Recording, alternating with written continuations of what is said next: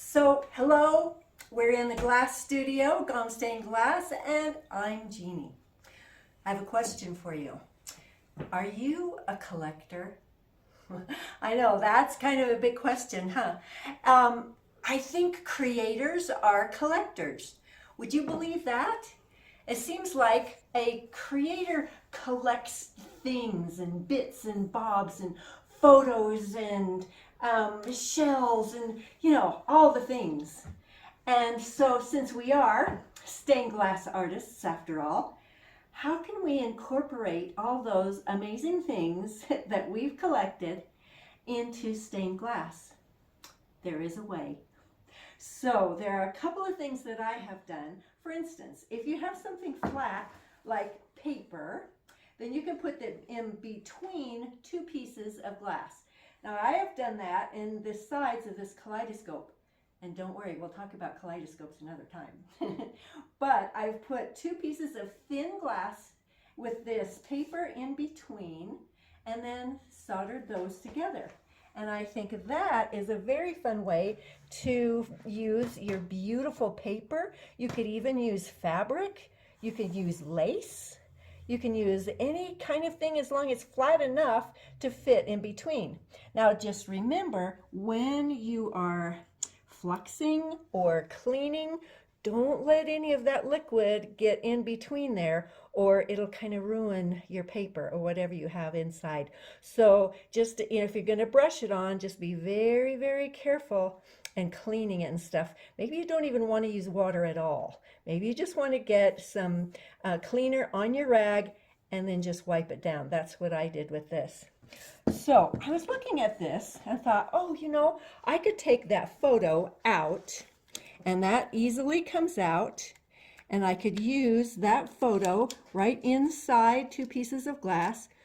But what if I just soldered or foiled around this and used the entire frame? That way you can take it apart from the back and put in a different picture.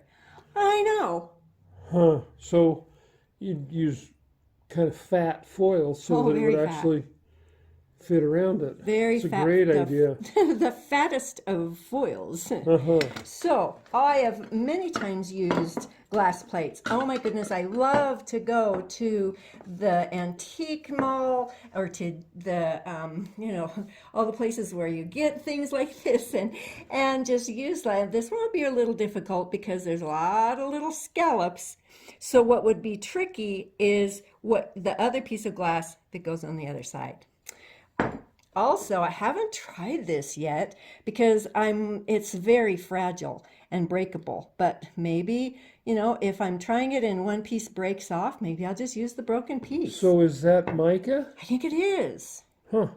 So I also have saved, these little metal parts, and I entered into a business card show one time, and so I thought, this is my business card. See? To prove, there it is. Wow. And so I just put this metal on top and it just fit right over that design. Is that so cool? Wow, that is really neat. So, and I did it with another piece too that I just happened to find. You just find stuff, right? Huh. Well, let me see the back of that one. Oh, there you go. Back of that one. Proof. Okay. All right. Now, of course, you can use bevels and jewels. And they stick up, so of course you're not going to put them in between glass. You're just going to foil them, solder them right into your piece.